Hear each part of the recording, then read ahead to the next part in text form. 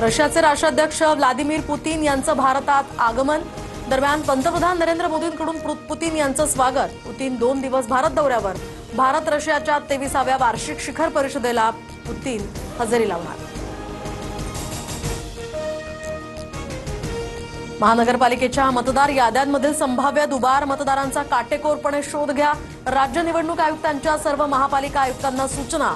पालिका निवडणुकांची 15 डिसेंबरपर्यंत घोषणा होण्याचीही शक्यता।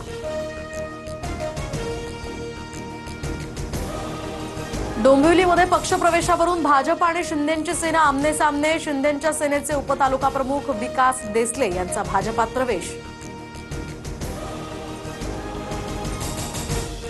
रवींद्र चव्हाणांना कल्याण डोंबिवलीशिवाय दुसरा दिसत नाही। कार्यकर्ते फोडले तर आम्हाला तसंच उत्तर द्यावं लागेल, शिरसाठांचा इशारा। संजय शिरसाट यांनी आरेला कार्य करण्याची गरज नाही। मुख्यमंत्री फडणवीस आणि उपमुख्यमंत्री एकनाथ शिंदे सलोख्यानं वाद सोडवतील, शिरसाटांच्या इशाऱ्यानंतर दरेकरांची प्रतिक्रिया। सी वोटरच्या सर्व्हेमध्ये सरकारची कामगिरी कशी? फडणवीस सरकारवर जनता खुश आहे का? सी वोटरच्या सर्व्हेत लोकांचा कल काय? पहा उद्या रात्री 9 वाजता। नाशिकमधील तपोवन परिसरातील वृक्षतोडी विरोधात मनसे आक्रमक। 6 डिसेंबरला मनसे आंदोलन करणार।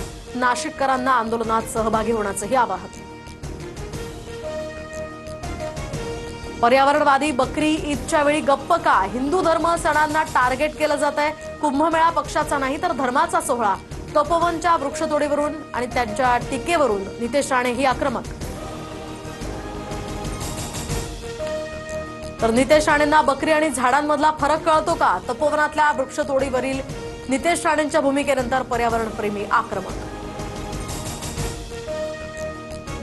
रोहिणी खडसेंची मतदानाच्या दिवशी पोलिसांसोबत बाचाबाची। मुक्ताईनगरमध्ये पवारांच्या राष्ट्रवादीचा एकही उमेदवार नाही, तरी रक्षा खडसेंच्या समर्थनार्थ रोहिणी खडसे मैदानात उतरल्याची यामुळे चर्चा।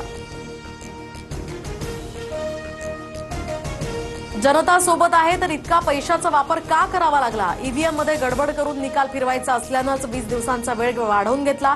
वडेट्टीवारांचा सत्ताधाऱ्यांवर आरोप। गोंदियातील सालेकसा नगरपंचायत निवडणुकीतील ईव्हीएम छेडछाड प्रकरणी भाजप वगळता सर्व पक्षीय उमेदवार आक्रमक। संबंधित अधिकाऱ्यांवर निलंबनाची कारवाई करा, अन्यथा पुन्हा आंदोलनाचा इशारा। डॉक्टर गौरी गर्जे आत्महत्येप्रकरणी एसआयटी गठीत। पोलीस उपायुक्त रागसुधा आर यांच्या अध्यक्षतेखाली एसआयटी स्थापन। एसआयटीमध्ये एकूण 7 अधिकाऱ्यांचा समावेश। मुंबई मेट्रो स्टेशनच्या देवदेवता आणि महापुरुषांच्या नावासमोरील कॉर्पोरेट्सची नावं काढा। काँग्रेस खासदार वर्षा गायकवाडांची लोकसभेत मागणी।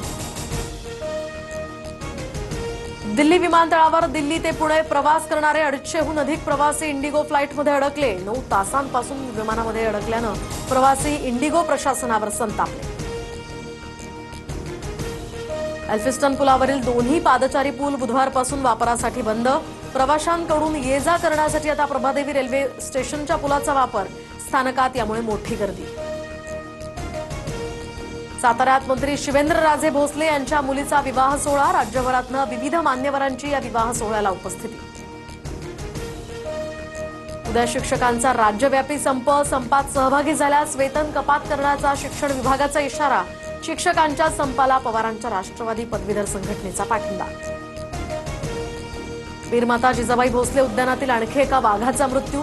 भाजपचे दक्षिण मुंबई सरचिटणीस नितीन बनकर यांचा पत्रानंतर खुलासा। तर ऑक्टोबर महिन्यातच मृत्यू, 2 महिने मृत्यू का लपवला? नितीन बनकरांचा सवाल। अमरावती बाजार समिती परिसरामध्ये फुलं विक्रेता शेतकऱ्याची फुलं अतिक्रमण विभागाच्या कर्मचाऱ्यांनी फेकल्याचा आरोप। आक्रोश करणाऱ्या शेतकऱ्याचा व्हिडिओही व्हायरल।